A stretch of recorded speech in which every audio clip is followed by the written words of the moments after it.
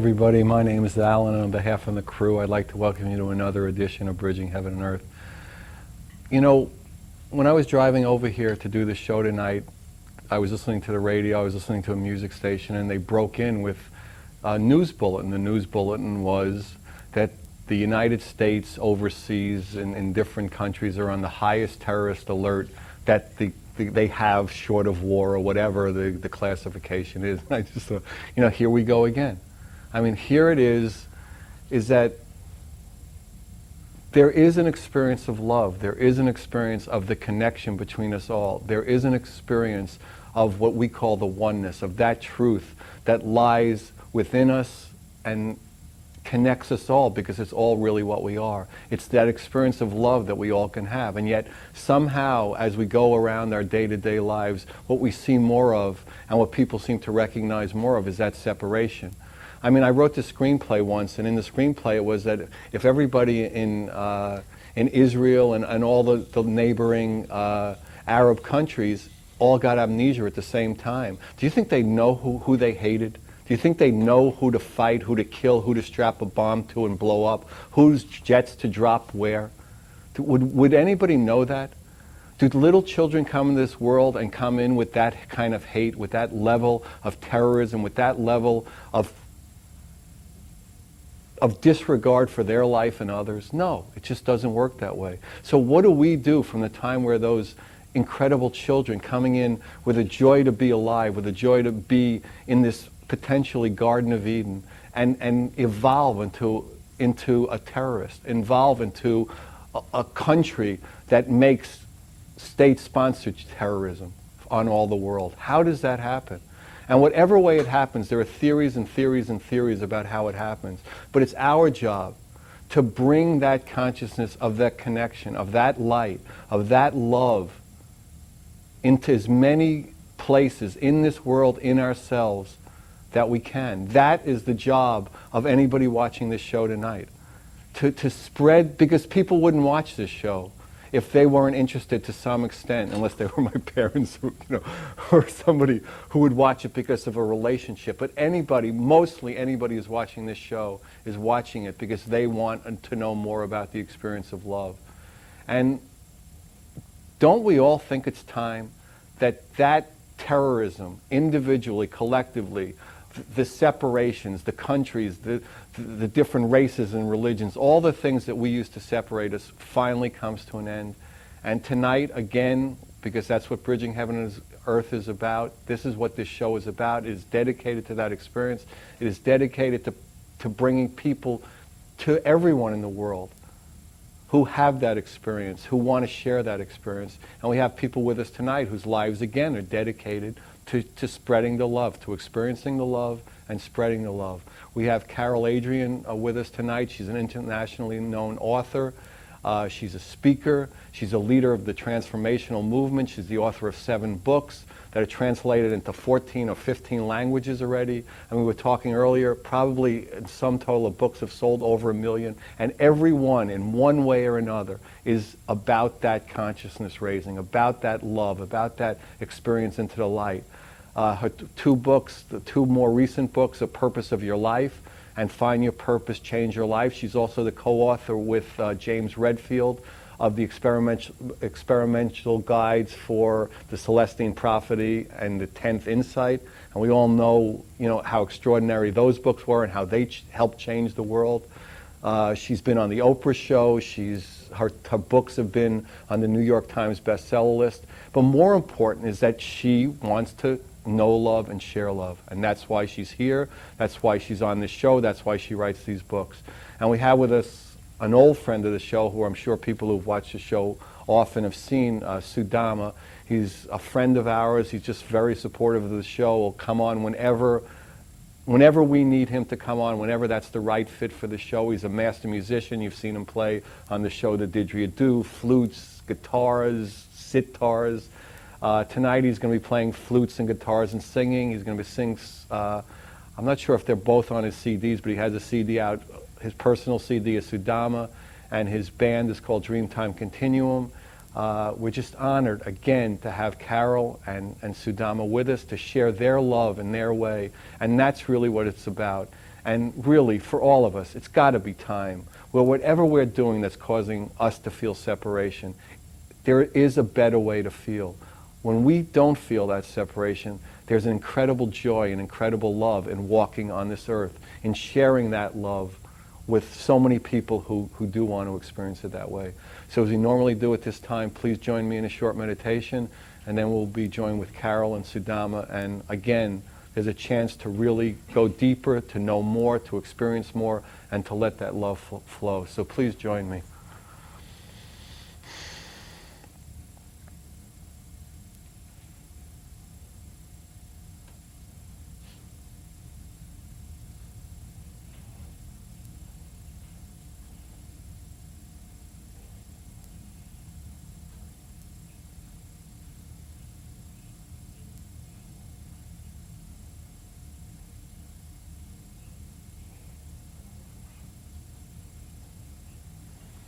Hi.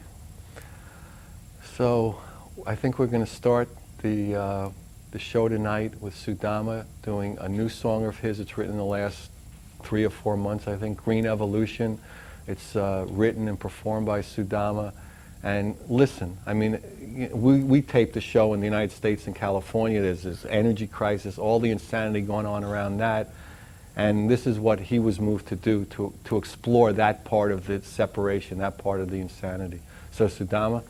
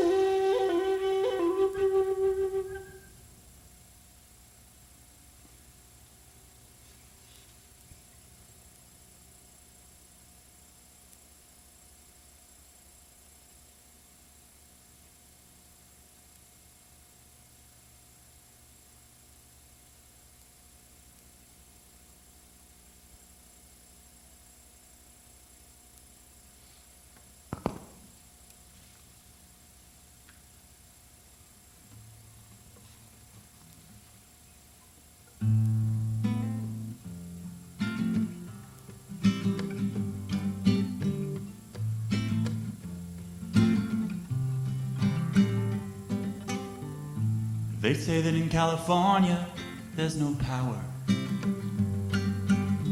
What about all that sunshine on my shoulder? It burns and burns in the solar tills. It turns and turns in the windmills and in the waterfalls that flow through us all. Green, green, evolution, green, green, solution.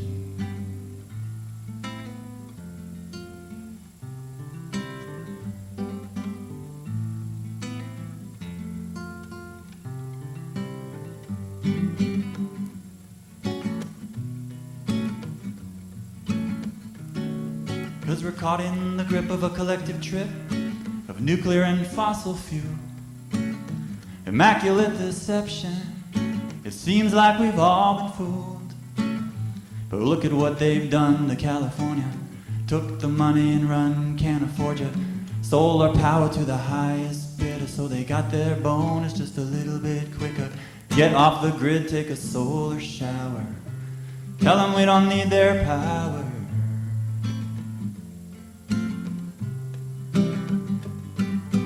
Green, green, evolution, green, green, solution.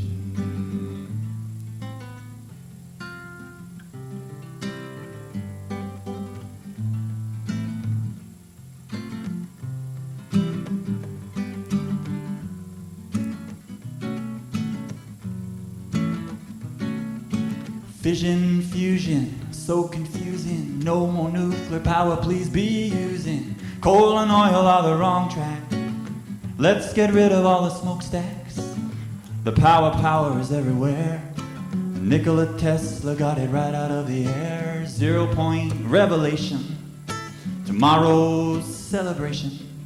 So get off the grid, take a solar shower. Tell them we don't need their power.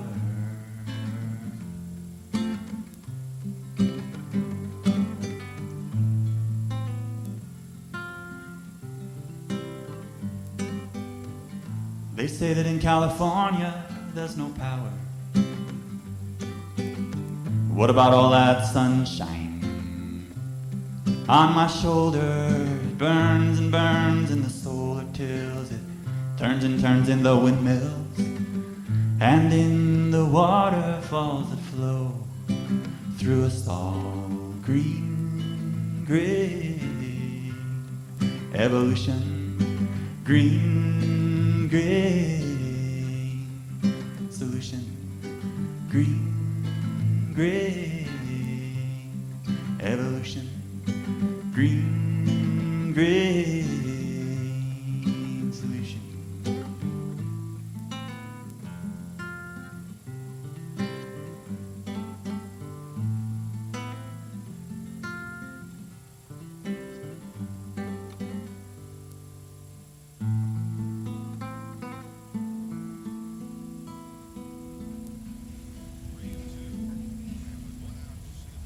Wow, thank you, Sudama. That was wonderful.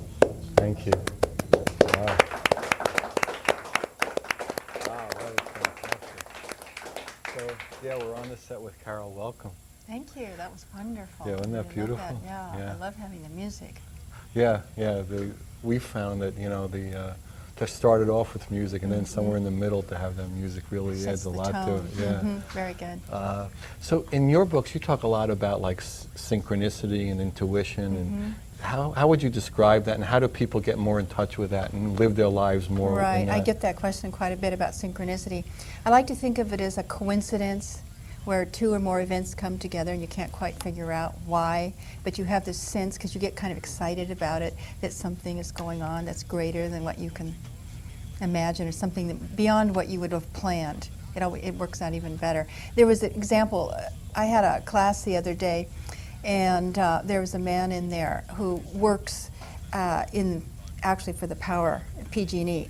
And he's the guy who puts the electrical stuff together. But his dream is to do more creative work, so he wants to get into doing voiceovers.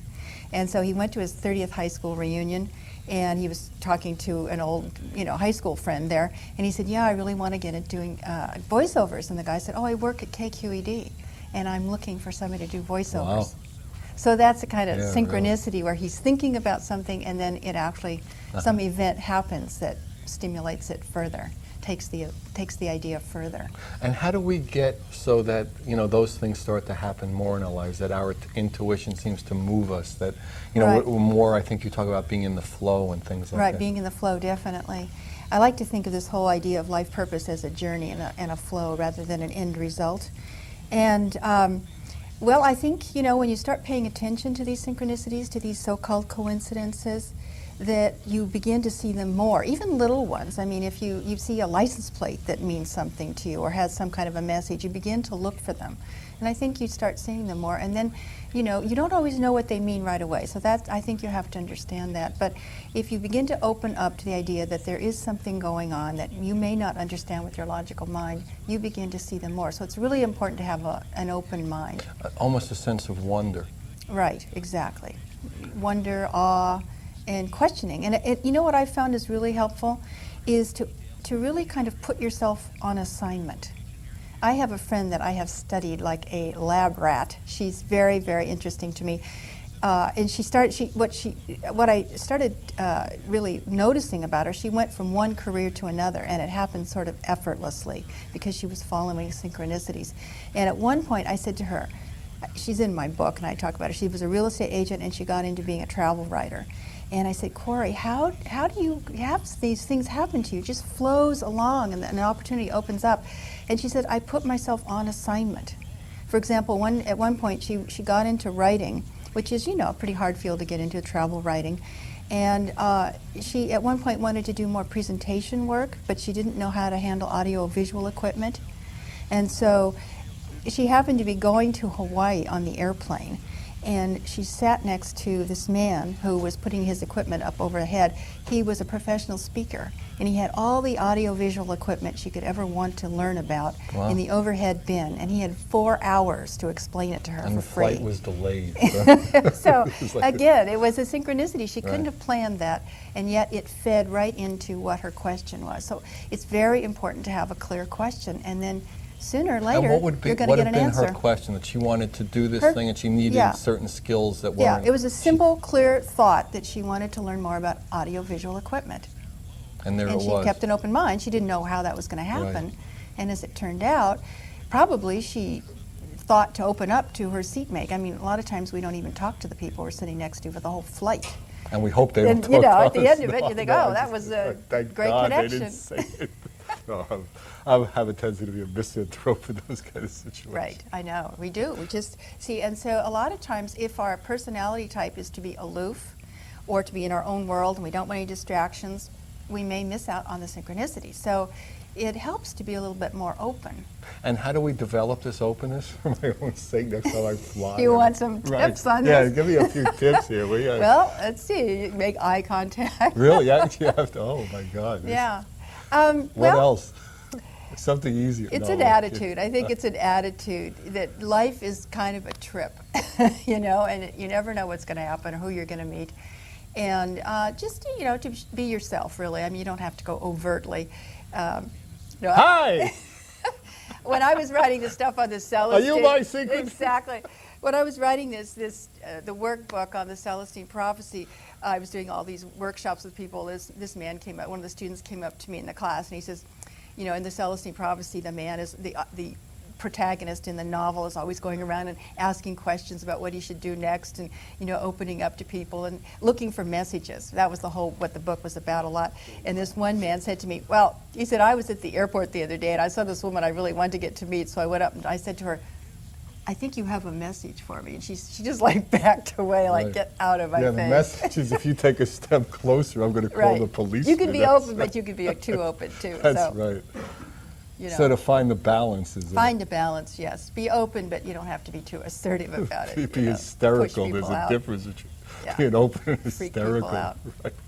And so you have to be like alert to the type of situation and things like that. Right. Well, how do What's you appropriate? develop this like capacity to like be balanced and not hysterical and not closed, and just by doing it and seeing people's reaction? If enough people call the police, Right. to... Right. Yeah, I mean, you don't want to go to that extreme, Alan, let's face it. No, and the third time you should have learned a lesson by now that you've Right, gone too right. far. And a lot of people, I know you talk about it somewhat, following your passion. Now, how does that fit in? Well, that's another part of it. When you're following your life purpose, I believe that our purpose is born. We're born with it. We come in with it. We already have it. So the idea of finding it is not. I think it's already inside of you. It's like kind of an realizing it. organizing principle that keeps you noticing synchronicities or realizing that, hey, that wasn't an accident that happened. So I think that in that sense, our purpose is something that. It sort of triggers off our attention to look at a certain thing or to follow it. So I think what you have to do if you're going to follow your passion is really begin to pay attention to your energy level. What excites you? What has some interest to you? Depending on how bored you are that day or how tired you are or how many hours of sleep you've had. But if you keep sensing where your energy is going, that's going to lead you in a direction that's at least interesting to yourself, and it probably will pan out in some way. There's a purpose for it. So I think that your purpose is inborn and that there are no accidents, so that you will be in contact with somebody who's going to open a door for The you. next step. The next step. Mm-hmm. And do you find that, I mean, in a way you're talking about a spiritual path and you're not putting it in traditional spiritual terms. Would you say that is a fairly accurate? Because you're Yeah. talking about finding, Right. your life's purpose and leading a life in harmony with your destiny. Mm-hmm. And yet you're not talking about like the traditional forms of meditation or things like that. Do they fit any part in your... Definitely, yeah, definitely. Because you know, you talk about being balanced, and I think that's a key, but I don't think a lot of us think of being balanced as, you know, is something that we need to do all the time. Being balanced is really something you have to do on almost a moment-by-moment basis. You know, you can't just become balanced and then your life works forever. It's like every day you have to get up and think, okay, a little activity, a little rest, a little food, a little exercise, a little interaction, a little rest, you know, or just be in touch recreation. with yourself and know the difference. Right. Being in touch with your energy and really listening to your intuition. I mean, how many times have you gone into something and thought later and it didn't work out? And No, you thought, you knew it you way knew that. before. You knew that way before. Yeah, but there was some idea you had. You know, Right. I was talking about that. You know, if you don't have a concept about something. So in essence, you're saying, how do you live in every moment? Right. How are you alive in every Right. moment and bringing all your awareness into that moment? Right. And that's the attempts of all the That's spiritual, path right there. Right. Be here now. You know, you can't Right. say it any better than Right. that, really. Any shorter. I'm sorry. Not in He English. said it. That's it. Right, Thank you, exactly. Ramdas. Right. But yeah, I mean, it's like, you know, so many times we get caught up in this idea of what's my life purpose, and the big myth of that, I think, is thinking that it's a job title, because it isn't. It's much bigger than that. Well, it's a breath by breath by breath Yeah. by breath. Yeah. Yeah. What's the purpose for our moment here together? You know, we have a purpose now. So there's no waiting for this life purpose to kick in. It's not Well, like, we don't have a future and we don't have a Yeah. past. So what it, Right. you know. we and just getting put a- there yeah. isn't going to be the payoff. It's the getting there that is the journey the to journey. it. So, yeah, that's a lot of what I work with people. And you travel the world basically doing workshops and you know, talking about your books and all that. Well, I work with the principles. I'm not really talking about the books, but I'm talking Right. about the principles in Yeah, there. that are about And them. this is a big question for a lot of people: is what is my purpose? And so, you know, I think we all. So have that's that. their door into that be here now. Right. I mean, because ultimately they don't want to know their purpose. They want to be here now, and then That's their right. purpose will unfold Exactly. from that. Like if you think about what is the point of having your purpose, if you know, if you knew what your purpose was, what then would you have? Would you then feel and there's happy? nothing you could say what your purpose is. You would be living it, and it would be always Right. evolving and changing. You'd be like your purpose in motion, in essence. Right. And I think a lot of what our purpose is are things that we do without even realizing it. We don't even think it's a big deal. Like, you know, you probably love to talk, right? Because you're a talk show host. I mean, you love to communicate and trade But I ideas. live alone on a hill, so there's, All right. there's a balance there too. That's But right. no, I know what you mean. Yeah. A lot of times I think people get criticized as children for the things that are actually part of their life purpose. Right. I mean, I don't know, did anybody criticize you when you were a kid to say you talk too much? Or Where do you want to start? What did As a they say kid? about you? You mean when did they stop? Yeah, what were some of the things? Do you remember what you... Well, it was, you know, it was always like, you know, I guess there was always the choice between childish and childlike. Right. I think never Grow could up. show, yeah, right, you know, which side, you know. Right. I mean, how could you be doing the things you're doing and being that age and having graduated law, you know, doing the things I've done and still, you know, working on an organic farm, you know, living on a commune after graduating law school. It was like, you know, picking hornworms off tomatoes. I mean, it's Right. like, this guy is wacko. How does that fit in? Fit to in the into law? Yeah. their concept Right. of an evolving being who's Right. not going to be a baby his whole Yeah. life. People you know? like us to be very consistent, Right, don't they? Exactly. Yeah, habitual. Yeah. Because it's easy, Yeah. because there's never a challenge. I mean, it's Right. like you're a Coke machine, you're a walking Coke machine. You put the dollar in, now I don't know. I don't do it to it. Well, how many dollars is it now? I You don't don't do know. it either. I mean, it used to be you'd throw a few quarters, and now it's probably you need like 22 quarters or so, you know. Right. So yeah, I mean, that's how people, and you push the button and the Coke comes down, or you push the root beer button, but to be in the moment, it's like that's where freedom is, that's where the infinite lives. And that's exactly what we want to be. We And want to this be is happy. exactly- We want to feel like right. we're making a contribution. Well, where do you do that? In the future, when you know what your purpose is? I think it works like our mind thinks, okay, if I can figure this out, I'll know what to do, I'll do it well, and then I'll be happy. Right. And then And then I'll get the wife and I'll get the kids. Right, We were talking about right. that. Oh, there's the time Right. schedule. That's a whole Right. other trip, is the Right. time schedule. Yeah, I've got to do this at a certain age and this at a certain age, and then I'll be okay. And then So I can retire. maybe and that's be not happy. your path. You know, that Right. may not be what you came in to do. Yeah, there's no actual, I mean, there's no right or wrong, and there's No. and all those things. And the only way to be there is to have no past and future and to be in the moment. Right. And that's why it's always the same. Right. It's always the same result is really what people want. And then there are all the different tools and techniques to get there. And that's where meditation fits in, when you asked earlier Right. about meditation. Yeah. And how do you see it fitting in? Well, and any time that you can get quiet and drop down a little bit beyond the din around you, you're going to touch in with your intuition more. I think you really have to listen inside, and you also have to listen and look at the signs outside, so you have this kind of dual attention. Because there's actually no separation. I mean, they are Right, one if we right. can We come can into that define it balance. inside and Yeah, outside. right. But, you know, just being alert and paying attention. You know, when is your time going to be, when are you going to be called up to do something? Well, meditation is just being alert with the senses shut down. I mean, you Right. just want to be alert when your eyes are open and your ears are Mm-hmm. open, and the same way inside, you know. So, but when you see what's inside, then it's people don't really normally see what's inside. Right.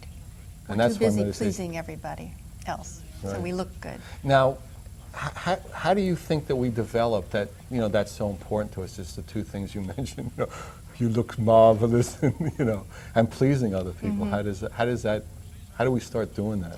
Well, first of all, you know, I think it's important to know what are your values? What do you want out of life, you know?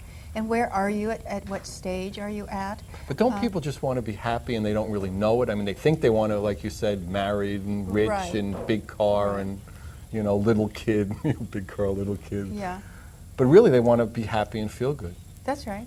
They want to be happy. But and most people don't know good. that. You don't think so? They don't- Not right on the surface, not consciously. Or they think being happy will be to add, you know, these... Comes after they've done a lot of work. Right. A lot of things, a lot of, you know, titles, a lot of, you know, marriage, a happy marriage, Right, children, right. The connection normal to family. kind of things. Hmm. Or, you know, in some, like I was talking at the opening, you strap a bomb and then you're going to go to, you know, heaven. Right. I don't know that, that religion, but, you know, that's where you're going to enter the kingdom of heaven when you die for the holy war. So, Well, I mean, we have a people- lot of wacko ways of looking at things. That's right. There's a lot of different ways to go, Right. to come in and go out. But ultimately, we just want to be happy, feel good, feel love.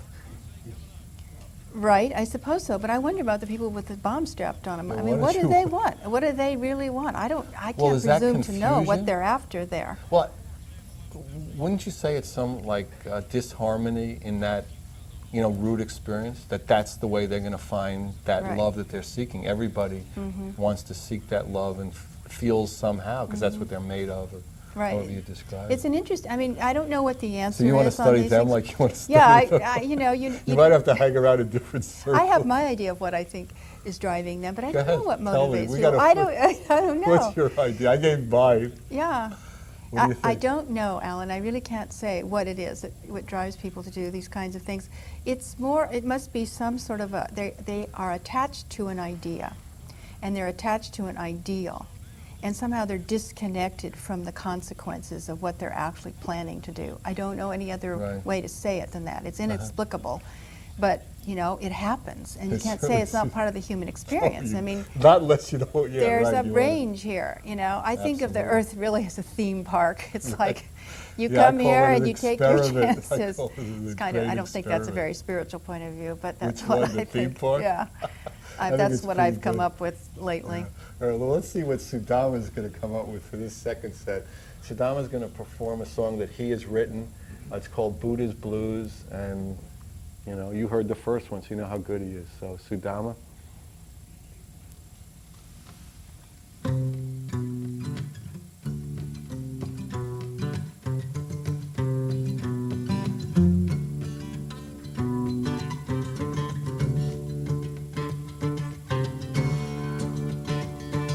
And everybody's suffering, and everybody's suffering. Everybody suffers and they don't know why. And everyone's suffering, everybody's suffering. Everyone suffers and they don't know why. It's a hard road, it's a hard road, it's a hard road that leads back home. It's a hard road, it's a hard road, it's a hard road, that royal road. Well, I won't ask any questions, and I won't tell you no lies. If we don't find some peace of mind, we won't be smiling when we die. If we don't find some peace of mind, we won't be smiling when we die.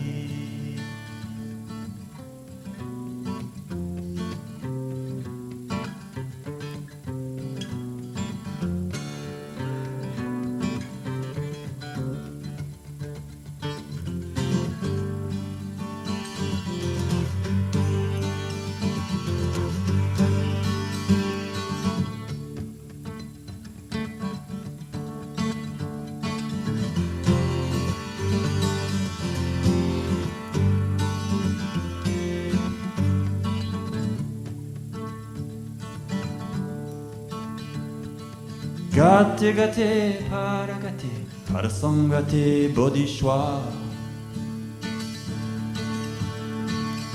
Gone to the other shore, gone to the other shore. Gate parasangate bodhishwa.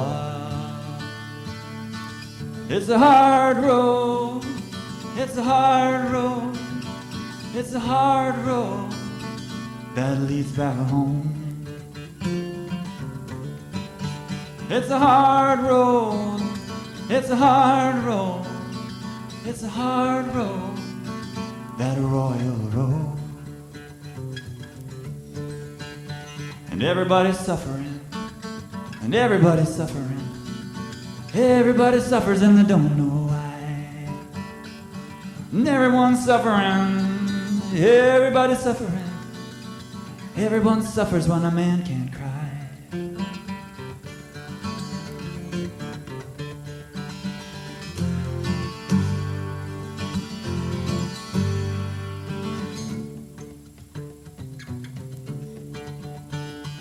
Well, I won't ask you questions, and I won't tell you no lies. If we don't find some peace of mind, we won't be smiling when we die. If we don't find some peace of mind, we won't be smiling when we die. Gate parasangate bodhishwa. Gone to the other shore, gone to the other shore. Break on through to the other side, break on through to the other side. Break on through to the other side, break on through to the other side. Gate parasangate bodhishwa.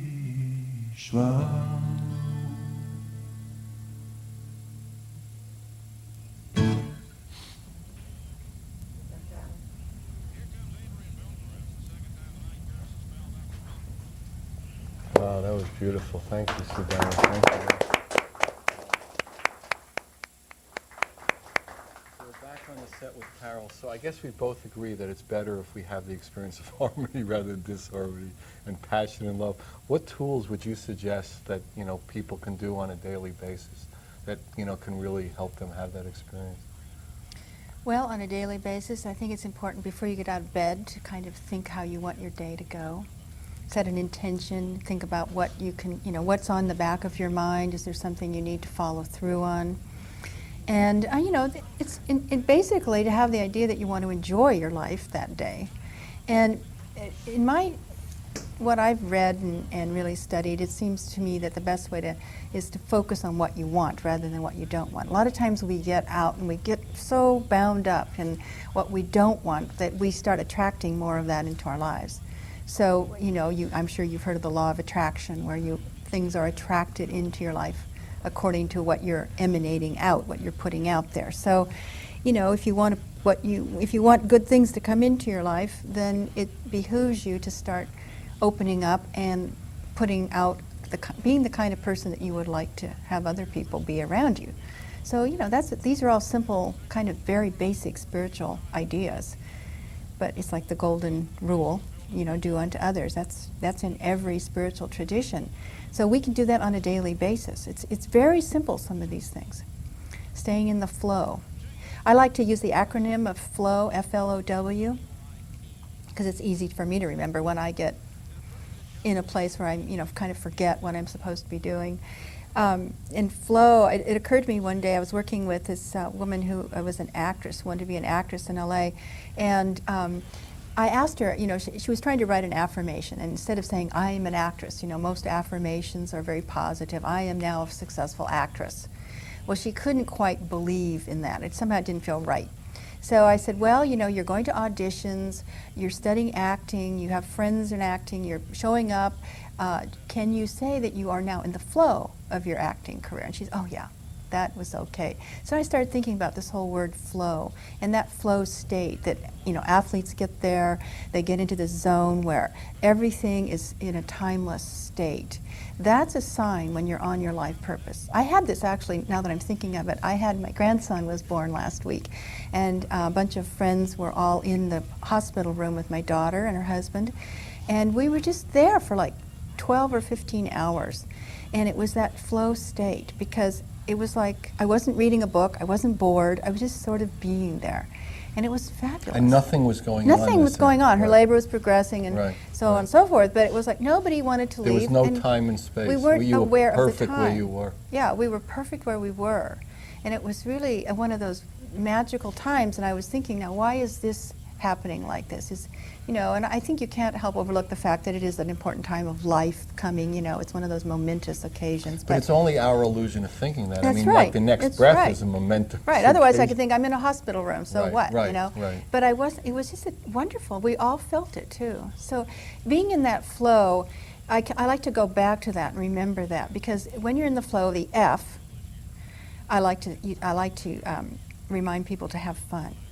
Because fun is on that continuum of passion that we hear about. Joy and fun, Joseph Campbell said, "Follow your bliss," and be following your passion. Well, fun is if flow started with a P-H, I would have used that. But the fun is, if you're having fun, you are on track for yours. Something's going for better. you. Yeah, right. Yeah. And F also stands for focus, which is focusing on what you want rather than focusing a lot of attention and energy drain on what you don't want. And I think F should also stand for follow through. Because a lot of times You're making this not so easy anymore. I know it is not so easy. See, I know. We all love the effortless path, and I love it too. If you would have done one for F, one for L, one for W, I know, but I have our audience had a chance, not you. I know, I have to make it simple. But I want to say follow through is very important, because a lot of times we get this impression that we just sit here. We actually have a high IQ audience. Good. Yeah. They can track all this information. They can write it down.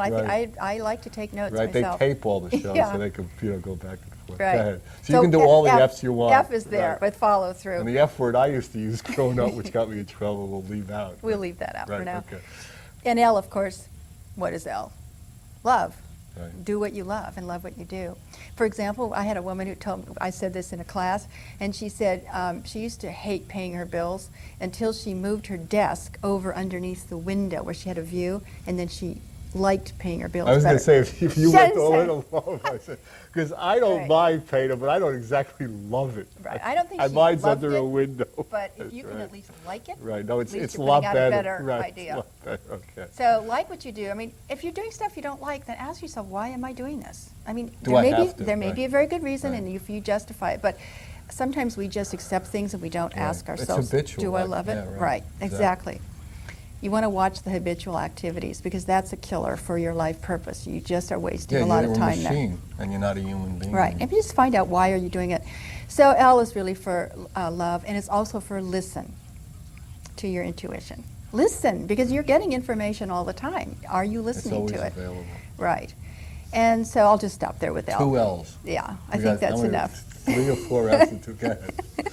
I could go on, but I like O, because there we go back to staying open. Now, how do you stay open? Okay, this is how I think about staying open, is that when something happens to you, you know, it could be an event of some kind, it could be good, it could be not so good.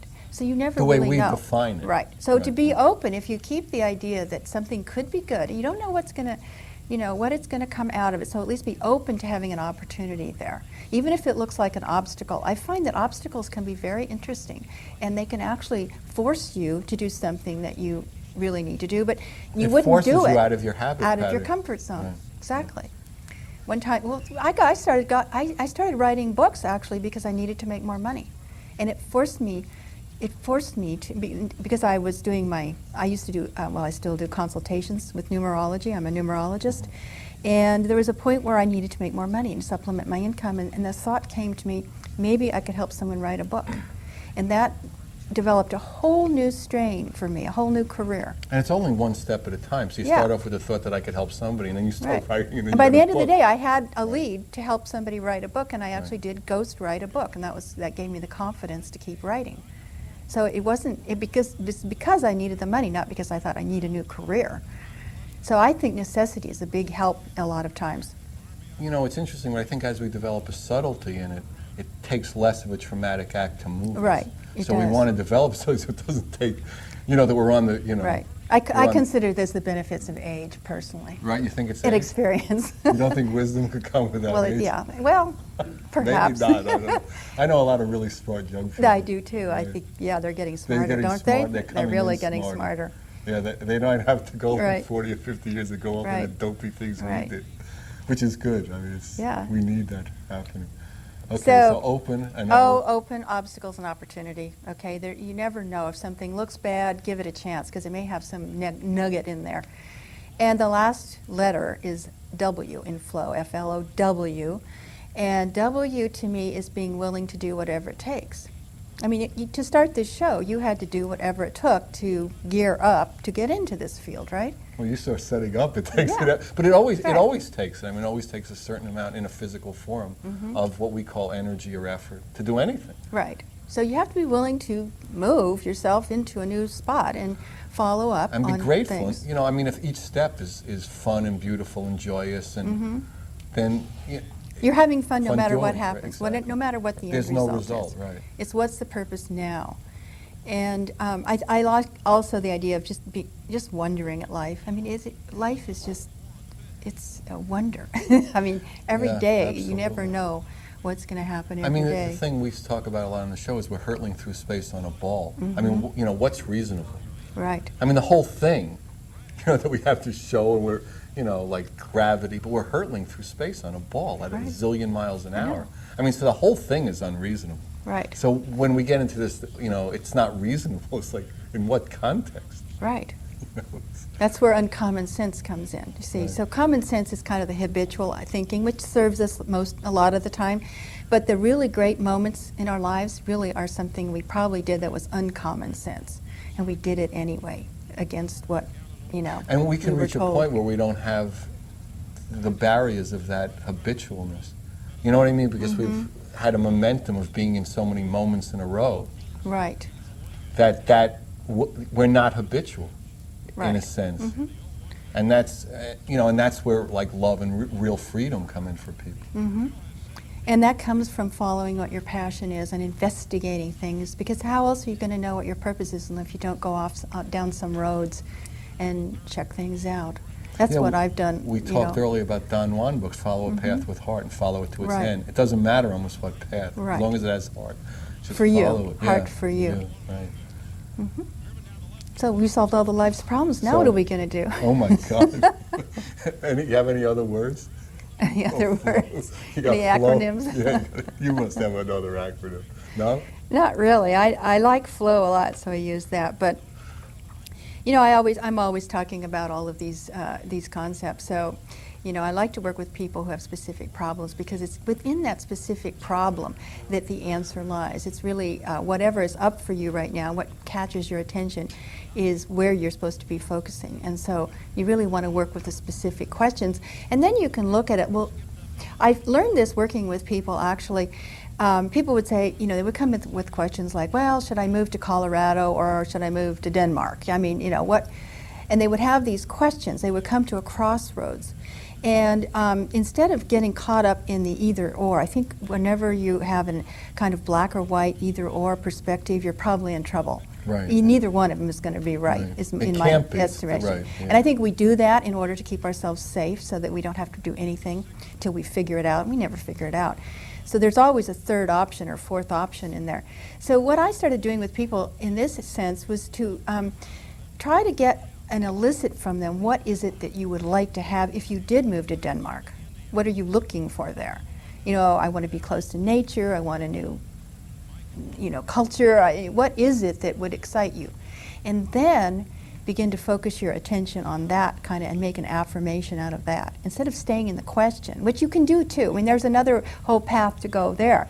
The question, whatever question you have right now, for anybody who's listening to the show, whatever crossroads you're at, it's something that's going to pull you forward, and eventually you'll get some kind of answer if you keep your focus on the question, or if you turn it around and say, I want to move to a place that's, offers me a good place to live, easy commute, and the things that are important to you, then that thing will show up. Then the answer to that will come to pass. So you can let the question take you somewhere, and you can also set an affirmation or an intention that will then attract into your life exactly those circumstances. And I've seen it happen to millions of people. Well, maybe not millions personally, but thousands of people Well, have you will told after me. this show. Right, they have told me these stories of things that have happened to them that That's have amazing. exactly fallen into place. Right. And I've had it happen in my own life. So you're thinking about something, and all of a sudden that door opens. It's exciting, and that's when you begin to realize that there's something going on that's greater than And what you can lean see. on that more, lean on that Right. intuition more, and trust that more, because you find It it gives you works. energy and for- it works, and it feels better, Yeah. and it feels more harmonious, Right. and it feels more like the wind is in your sails, rather than you're always Right. Until You're you get to the sailing place where upwind. you come to a void. Right. And I call it the void, but you get to a place when the wind stops, and there's the doldrums, and you can't see your way out of it. But Right. I think that I have to believe that there's a purpose for that too, because we're not always on this continual up Right. phase, and so during those periods of darkness, something is getting reintegrated. They seem dark to us because we can't see. Yeah, we always want to know where we're headed. unfamiliar, right. But I think that you have to kind of lean into that period and assume that there's a purpose for your slowing down, something's integrating, something's shifting within you, and a new question is being born out of you. Maybe a new identity is coming out. And I see these, and I don't know, I suppose you do too, through the different decades of life. I see the life purpose evolving through stages. Because in my 20s, my whole purpose for that period was really to find my identity, which I found by getting married to somebody. That was how I did it. I didn't have one, Right. literally. And then my 30s seemed to be a period of exploration and creativity, at least in my life.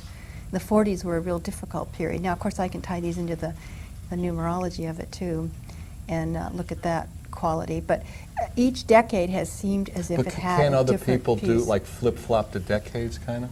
Because, I don't know, what was it, can you think of your 20s, what the purpose might be at that point Very for much you? 20s. Were you establishing a career maybe? I Or never quite did that, You so didn't it do could have that? been that. it was interesting. I mean, somebody was talking about this. But I remember thinking in my life is that other people are doing things in different kind of quadrants than I'm doing them. And not that I'll never do them. We don't know that. I mean, that remains to be seen a lot of times. But in terms of, do you deal with individuals? Don't you deal with groups too? I mean, so there's like a collective question somehow when you're talking to a group of people. And even though there's not one specific question, there's kind of like you get Right. hit with an energy of a question, and Right. you kind of respond to that intuitively. right. That these people are coming with that. In the classes, there's always probably 10 recurring questions. How can I find my life purpose?